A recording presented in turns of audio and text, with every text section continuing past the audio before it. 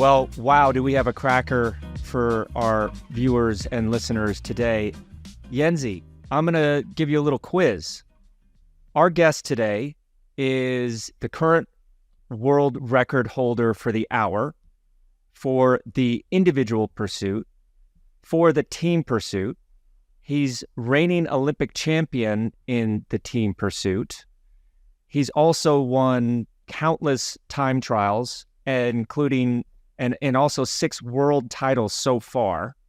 But probably more interesting than all that, or combined with all that, he's actually won a mountain stage in the Giro d'Italia. Do you have any guess who this could be? Well, if we do not have a combination of 3 or 4 guests at the same time for us, if you insist on only one person achieved all that, then I guess it has to be Italian superstar Filippo Ganna. Ding, ding, ding. Winner, winner, chicken dinner. Folks, this is a great one. We got Top Ganna on today on Bobby and Jens. Okay, Filippo Ganna, welcome to Bobby and Jens. Hello everyone. Well, judging by that background of yours, it looks quite familiar to the many hotel rooms that we were at. So you're not at home. You're getting ready for a race that starts tomorrow. So first of all, thank you for that. But yeah, tell our guests, our listeners and our viewers where you're at right now. Yeah, I think we have a really special life. So sometimes when the people ask me where you live, it's hard to say. So I live in the hotel. So every time we change, 1 week ago, I'm in Andorra now, here in Balloni, because tomorrow start the property race. We come back in the race after the national. So I'm really happy now. Also, I can see my shape, if it's good or not. We have the words in not a lot of time. So 3 weeks we have the words in the track and also in the TT. And then we see. But obviously, it's a really intensive time of the year. So we hope can be fine. And then we will see. So after the national championships, which happened before the Tour de France and until now, you spent all this time in training camps, or you had a little bit of time at home as well? I do, I think, 4 days, 5 days with the parents, and then I immediately leave with the G in Andorra. After the first 2 blocks, he's joined the group, also the other riders, and yeah, we spend a good time. Sometimes it's nice also spend with time with your teammate, like a family, and it's nice also see the boys out of the competition, also in the free time like now. And yeah, it's really busy life, but in the end, the years when you look back, you can say, okay, I never spend the time just in one single seat to look at the movie, or in the bed look at the movie, but around the world with the good guys. And we know that the Giro was on your program and the Tour wasn't this year. But what is it like watching the Tour de France on TV as an active rider yourself? To be honest, normally I don't look at the race. So also the Giro is the only one I see, because after come back at home for the COVID, abandoned the race with my teammate, where we start the travel together. So it's a little bit complicated, but I try to support to see him in the race. And after that, normally I don't see too much the race. I don't like, if I don't ride, I don't like see the race. But obviously here when we are with the other guys, maybe they turn on the TV or in the different application the streaming, and yeah, we can see. Also today, just to see the race, I suffering a lot for rider.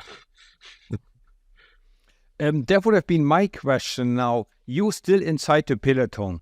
For me, I commentate for this on German Eurosport.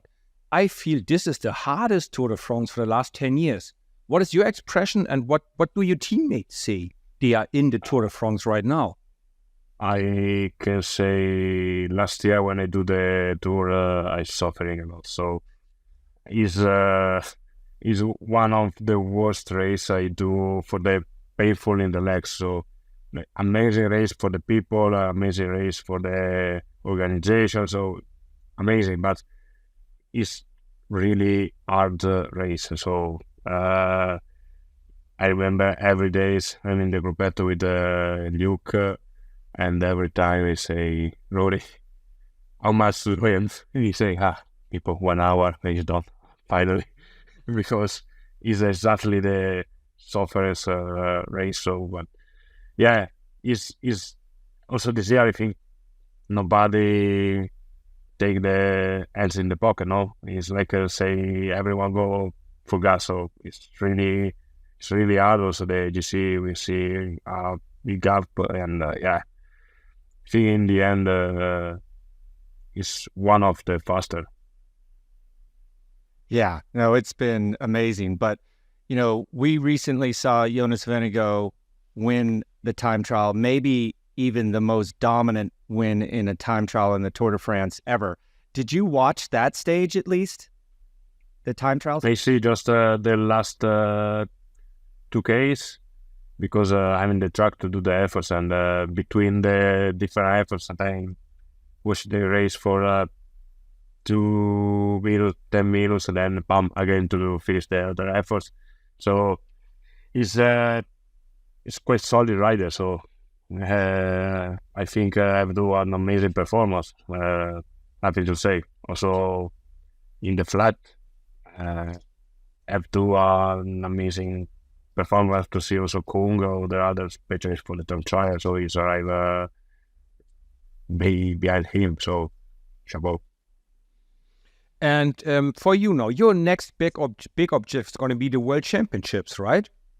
Yeah. Maybe tell us what disciplines you're going to participate in, and then maybe first that. Yeah, because this year for the program is a little bit busy, so also complicated. If you are a rider, you wanna participate in different type of discipline, like in the track or in the road, is quite difficult because, for example, we have 3 days in the track. Immediately after, if you wanna go for the road race, is after 1 day, so it's a little bit complicated for sure. I try to do the team pursuit in the track and then the time trial in the road. So it's the only one chance I have it for try to do what I like to do. So. And how do you plan for multidiscipline events in the World Championship? You're doing the altitude camp, then you're doing a race in Belgium right now, and then you do, I would assume, getting together with your track teammates, and then focusing on the individual time trial as well. How do you juggle all that? I don't know. I don't know for doing it is really complicated. So I do like the normal person go in the bar to order one coffee or one cappuccino. So now after many years you do it, you can find the balance for do it, no?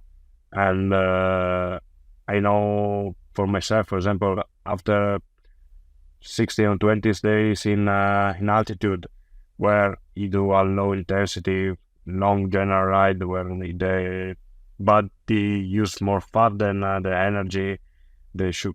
So after that, I know I need to come back in the track for give the what is like power. No, not the power. It's like for clean the engine. Sometimes it's like in the Vespa when it's a lot of tire you don't turn on, and then you do the white fog and you need it. They blow out the pipes. I don't know. We're trying. you speak such good English, but we're trying to improve your vocabulary. Yeah, you got to blow out the pipes. Just Okay. yeah. And after that, I know I needed one race for the speed of the race, and then I hope to arrive really well in the world. But I don't have the crystal bubble, so I can see inside for a deep future. Can you tell us a little bit about the specific training for the team's pursuit? I remember one day the Australians told me they would, for example, do 10 times 1 kilometer, like from the top of the track, and then speed down on the straights, full gas, 10 times 1 kilometer, full gas, all 4 of them. What type of training you guys do to prepare for the World Championships? How many efforts? How long are these efforts? For example, for me, it's a little bit different because I don't do just a track. So my teammate, they do more track than road race. So for us, you spend more time in the track with the specific efforts like a torque, like a stand start. What is the name when you started to the block and something like that. But when I arrive and when I join, I need to concentrate more in 2 days because I have just 2 days for training the track, and it's really intensive day. So normally we use a big gear for simulate the efforts, and then we try with the training making the race for simulate the start and maybe the work to flying. So depends also to the efforts to the day before, or also the block of the effort to like be in the altitude the month before. Man, you just must be like plug and play. I mean, we've seen you second in Milan San Remo. We've seen you second in the overall classification in stage races down in Argentina. Individual pursuit, team pursuit. Obviously, you're a time trial specialist. Are you a numbers guy? Are you looking at numbers, or are you just like, hey, coach, put me in, tell me what to do, and I'll do it? Or are you very calculating? Depends on the race. For example, when I feel really well and I have the feeling to have the legs, doesn't matter. You can say the number, but I listen just my legs, my feeling. When like in Belgium, the words in the Belgium in my second jersey, I'm joining the race where I don't feel really well after the European in Trento. I'm a little bit disappointed from my performance. I don't feel really well, so I say, okay, now I need a coded play for arriving the race, for know my number, and we speak with the team, or we speak with Tony, my coach.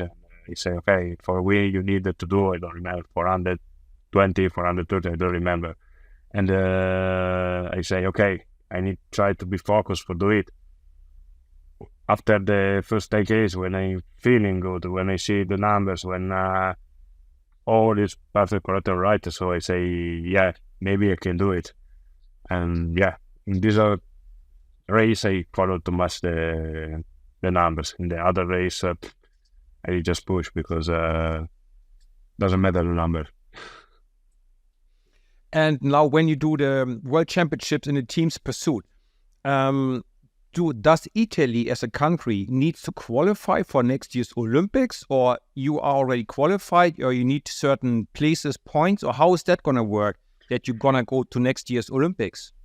Yeah, we need to participate in every event for the qualification because I don't know really well the rules, but if you win the Olympics, you don't go in the next one because you win the years before. So you need every time participate in the race to the point and try to qualification the team in this discipline.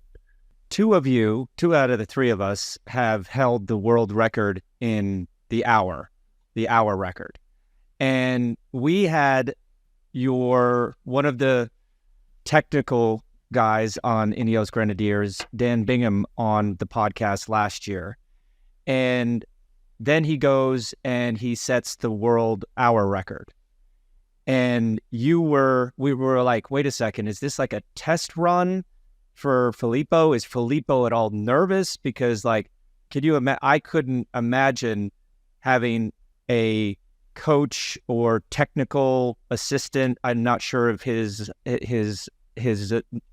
role in the team exactly, but with Dan beating the record, did that give you confidence or did it make you nervous?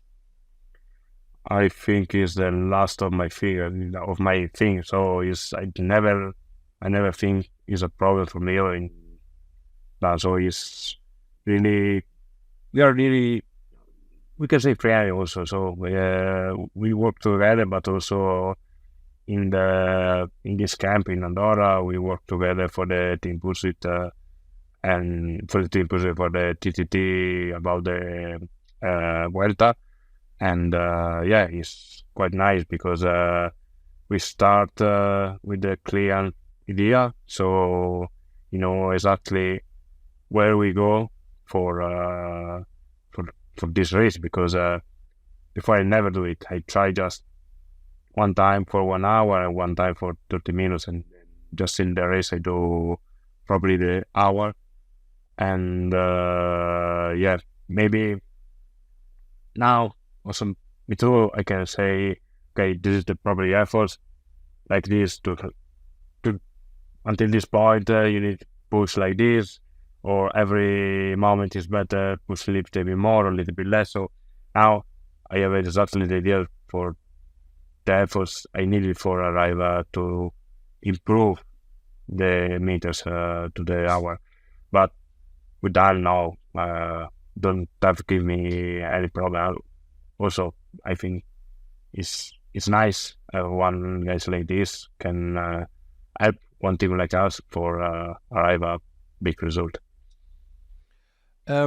Just because I'm curious, what gears do you use? What chainring and what sprocket you use in the hour record? And what will you use for the team's pursuit in the coming World Championships? I mean, team's pursuit, in order to do a 3-minute 50, you got to have a 65 chainring in front of 62, no?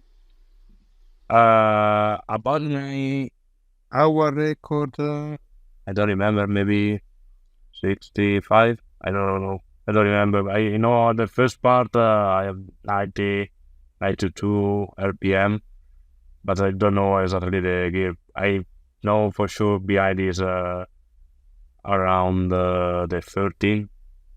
Then in the front I don't remember. But in the team pursuit, I think is the same as 62, so 63 depends also to the condition the velodrome.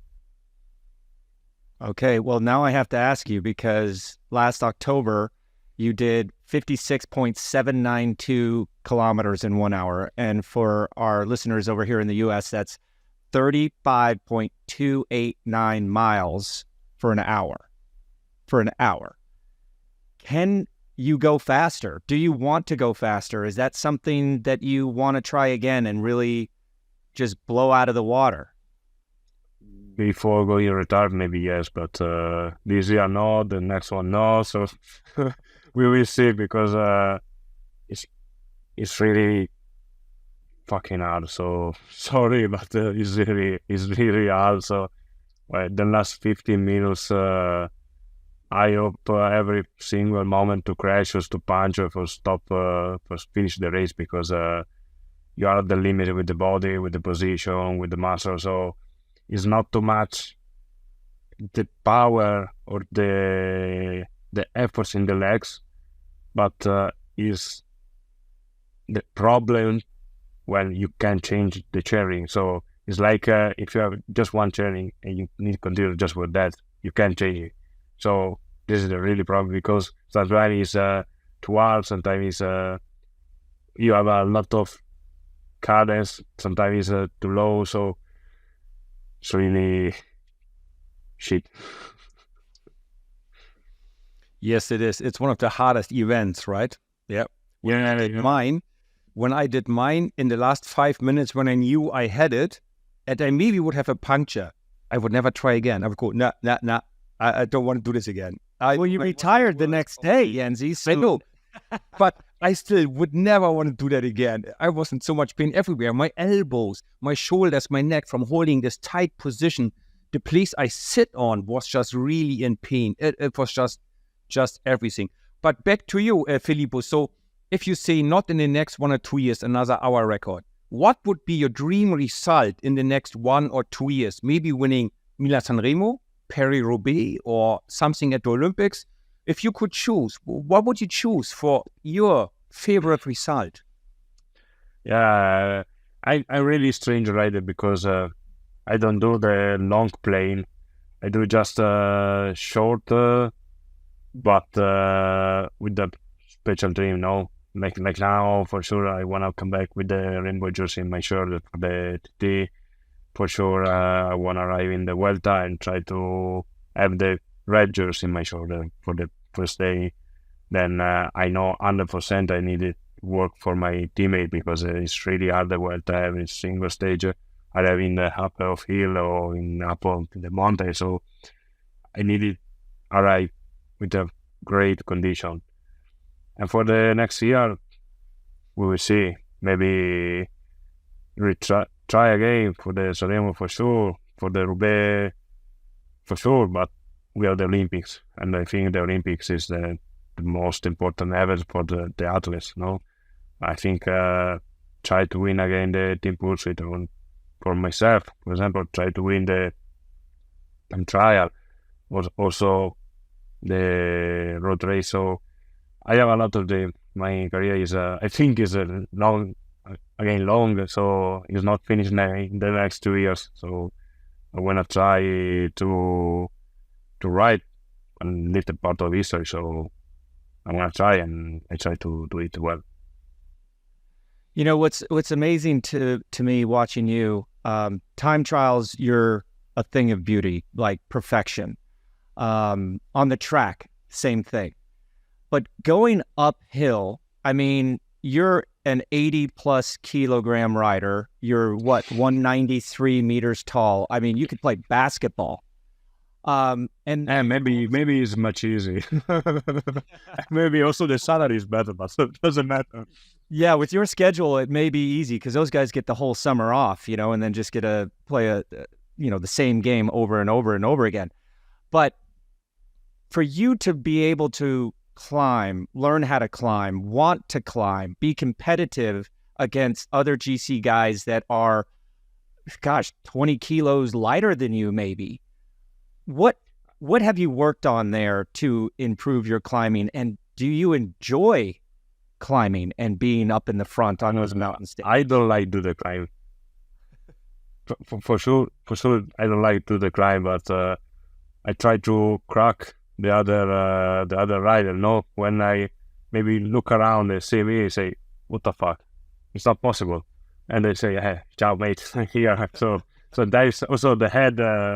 You need it for quite well. So, but yeah, for me it's not easy. 100% I prefer the flat, but where I can do well, I try to do. Also, like in the Sanremo, the Poggio is not super hard, but after 290k, also the little hill is it's dangerous for the final of the race. No.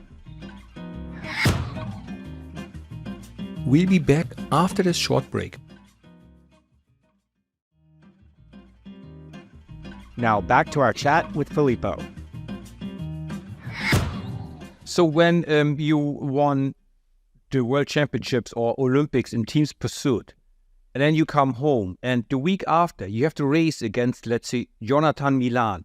How does that feel? I mean, you win the biggest dream ever together. You became Olympic champion. You like brothers. And then 1 week after you go, no, I don't like you anymore. I have to race against you. How do you deal with that?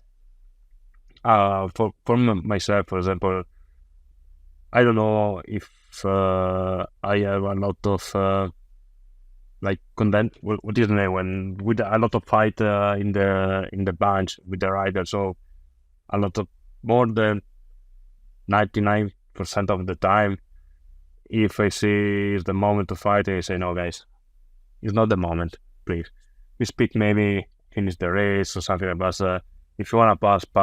It's not a problem. So I think I prefer save my life than try to dive for the position between the climb to the finish line. So in the end, also with the guys of Team Pursuit, we are really friendly. So obviously, when we see, maybe we try to take more attention to be care. Like I don't know if it's your brother, no, because you can't close like aggressive. Yeah, you give a little more space. You open up a little Yeah. bit more, maybe. Yeah, without take a risk. So I think it's normal. No, then sometimes you are really fresh to think of that. Sometimes you are a little bit more dire and you think it's just a survival. Yeah, it doesn't surprise me that you don't get in many fights in the peloton because most of the guys are probably having to look up at you and you could just squash them with one hand. But your teammate Jonathan, your track teammate Jonathan Milan had an amazing Giro this year, winning stages and really having a coming out party, to say. How did you feel about that? Because that must have been pretty cool. What, like you said, you described him as a brother, and as a family member, you always want to see your family member succeed. But what was that like for you, seeing Jonathan come out in the Giro at winning stages in sprints?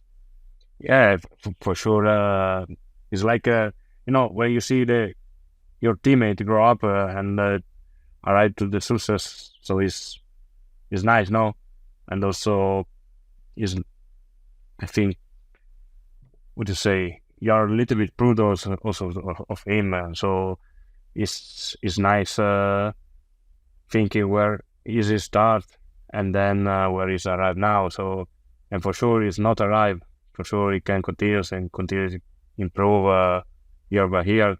And I'm sure also in these words for the individual pursuit, at the moment, I don't know if I do it or not, but for sure him can arrive really close to the record because it's really strong and he can do it. And how often in 1 year you train with the national team? 2 times, 3 times per year? Together, before the important event like the Worlds, if you think the last time before this week is for the European in February. Then I do 2 efforts alone because the other rider is in Fiorenzuola for the national. Then altitude. Now I'm going yet in the track before coming here in Bologna. And now after the Bologna we have a short camp before the World. So it's not a lot of time, but every time when we find together is nice, no? And not to go think too far down the road, because you said you're not the big long phase plan sort of guy. You just got done with the altitude camp. You're in Tour of Wallonie. Then you're going to a track camp. Then you have the World Championships. Are you also planning on doing the Tour of Spain after that, or what is your race program after the World Championships? For sure, yes. After the Worlds, I will then is the team try to take the better decision for the better team, best team in for the Vuelta. So I try to show I'm ready to do it, and then we will see. But you know that the Vuelta is very hard with a lot of hills. You still want to do this? I can do the gruppetto without problem. I'm happy also like this. Jeez, I as an ex time trial guy, I've already said I just love watching time trials. I love watching you do time trials. But one of the things that I noticed over the last couple of years was you started using a different brand of wheel called Princeton Carbon Works. And it seems like you've been using them on the track and on the road. Have you had any input in the development of those wheels? Because, you know, they didn't have a disc wheel, then they got a disc wheel. They didn't have a tri-spoke, now they have a tri-spoke. Are you at all involved with the feedback or development of these new wheels? For sure, if you ask Dan, is better because sometimes I receive the final product. I try in the training before the race, and then when I receive the paper with the right, this wheel is better than this not, I need to choice where is my favorite. No. Also for drive, because maybe sometimes it's aerodynamic or have a perfect condition for win, but maybe the feeling is not the same, and you prefer use a slower or different way. So I remember also in the Olympics during my TT, I know there is the faster wheels is a little bit more high, but I don't have the great feeling, and I say I prefer use the low profile for the park or something else. And in the end, if in the past I use it, the different wheels with more high, I can take the 4 or 5 seconds in the race, and maybe I finish in the bronze medal. But sometimes you take the decision without thinking that, and you say, I prefer the feeling, but sometimes it's better look also the numbers. So now when I listen to you, it sounds like you and Dan are really good combination. You are like Dan speak with the team, and it's nice because Dan speak with the team. Then team speak with my coach, and my coach speak with me. Then maybe I have some question, and I ask the coach. The coach goes straight away to Dan, then come back. It's strange, but it's nice because it's like a consultant. I don't know if they make a consultant. Yes, absolutely. When try to take the best material for you, and sometimes it's hard because spend a lot of time in the wind tunnel or in the track to do the test. I can say for sure I can do it. Him have the head, the legs, and the mentality to do it, but for me, it's impossible. I'm sorry to keep geeking out on this, but it's not every day that you talk to a person that rode a 3D printed bicycle before. Yeah. You used one of those in the hour record. How does that feel? Does it feel any different than a normal, carbon fiber frame, that's put together in the normal way? Because you kept coming back to sensation and feeling. I'm wondering, what was the sensation and feeling like on a 3D printed bicycle? For sure, the difference, is a little bit more heavy, but in the track, I don't think matters something. So you don't have to do 1 hour climbs. So it's completely flat. Maybe you go in the corner a little bit high, but then you have a speed downhill and you come back faster. But it's not easy to explain, but for sure it's more stiff, and in the corner is more clean to drive. So the corner where you enter in the line, for example, between the red line to the black line, where you decide to stay, the bike is stiff in this exactly this point. So without stay stiff for keeping the bike where you want. So it's more easy, but sometimes if you lose a little bit the control, start to move more fast, because obviously it's like a race car or the urban car. So with the urban car, you can move what you want, but you have the suspension, the wheels is more softer, you can save more easy. With a race car, if you turn more fast, you can start to do the donuts in the middle of the tarmac, Doing the donuts. He speaks better English than he leads on. Doing the donuts. I like it. We talked about that special bike. Where is it now? Is it back home at your wall above the window, or is it with the team? Or do you get a little trophy, a certificate for the hour record? Do you have that at home on display? If I say, all right, the people to steal or not? That's actually true. That is actually true. Yeah. No, at the moment it's in the truck because we try to use it for the words. So using the truck, I have the first one and the spare bike. The spare bike I have Fausto to put in the different museum or in for exposition. But my first one, is in the truck with me. Yeah. At the moment, then we will see in the future what can be happen. So maybe if I buy the house, maybe it's nice in the living room, no? So I want to wind down with a couple more questions because it seems like you're just all over the shop, biking all the time, different bikes, training camps, wind tunnel testing. What does Top Ganna do in his spare time? Like, what do you do to just relax?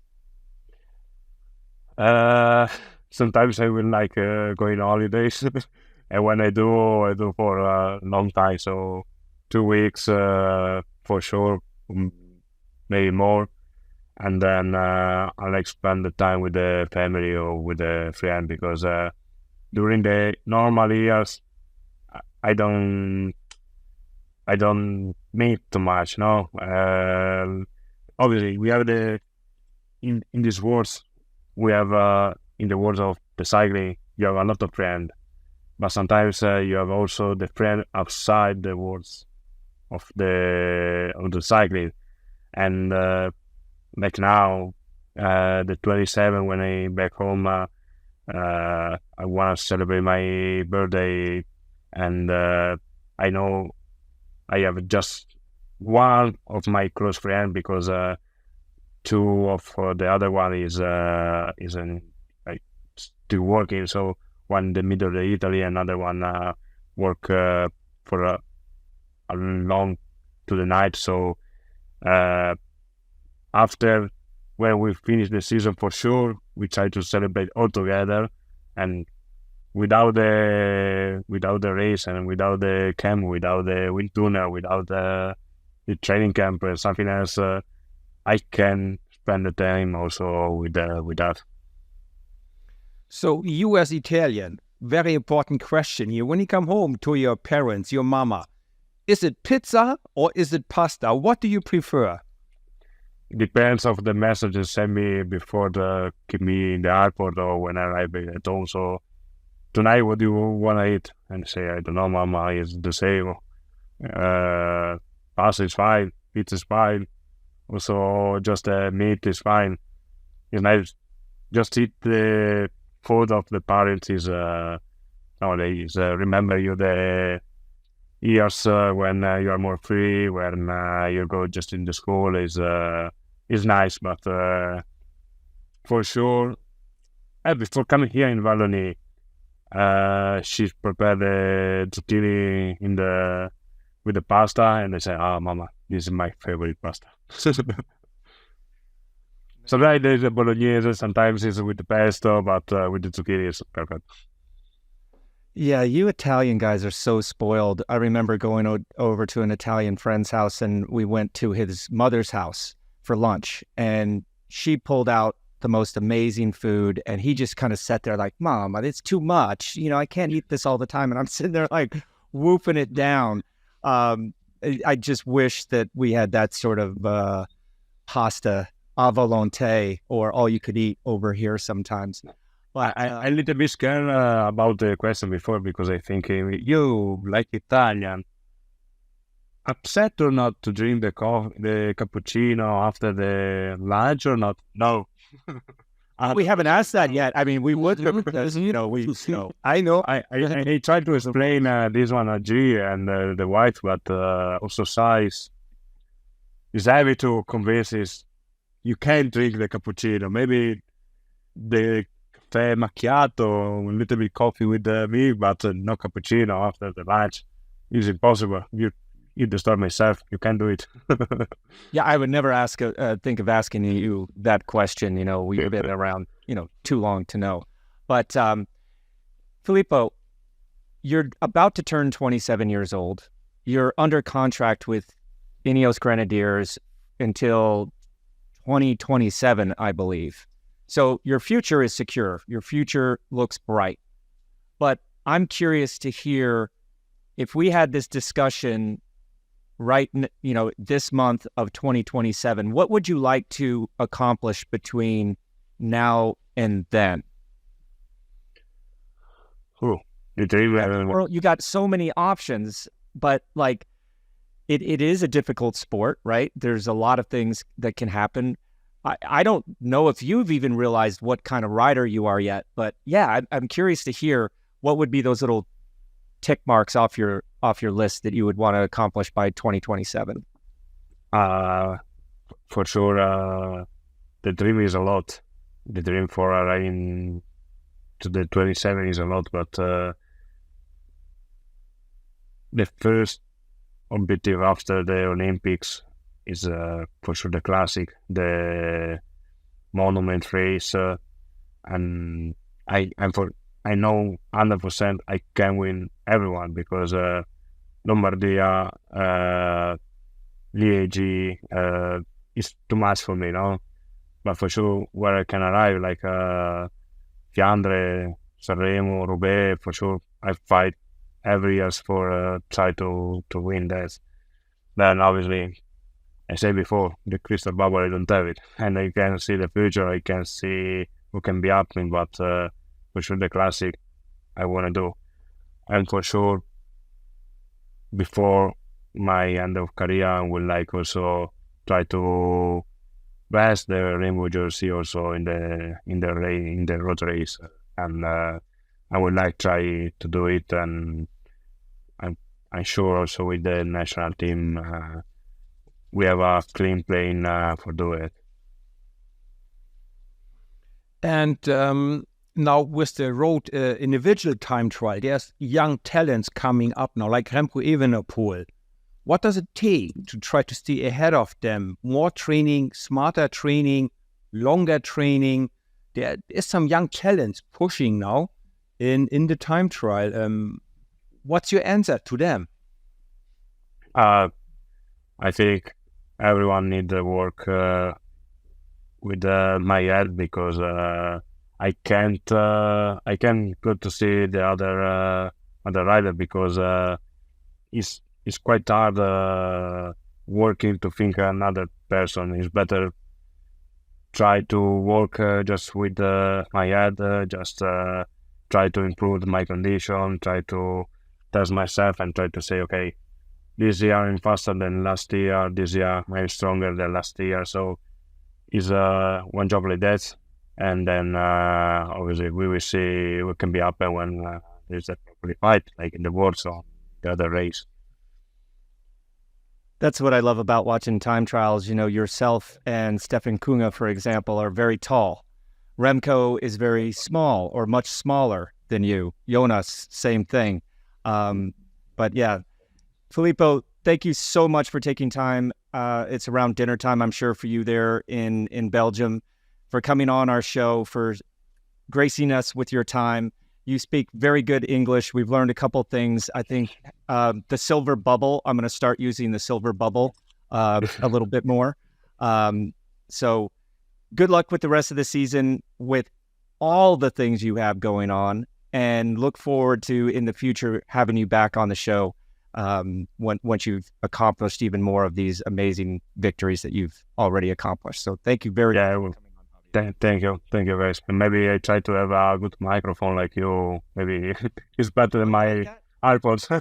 Yeah, that's fancy, isn't it? Look at that. Yeah, I need to ask G the microphone of G for the podcast, and maybe I try. He has a podcast. Yes, maybe it's better than me.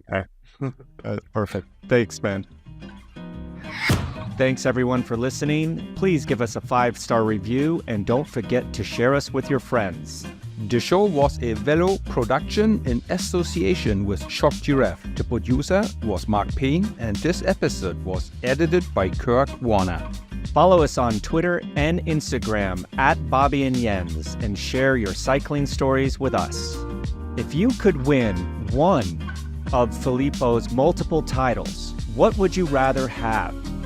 The world hour record, the Olympic gold, or world TT champion? Let us know at Bobby and Jens.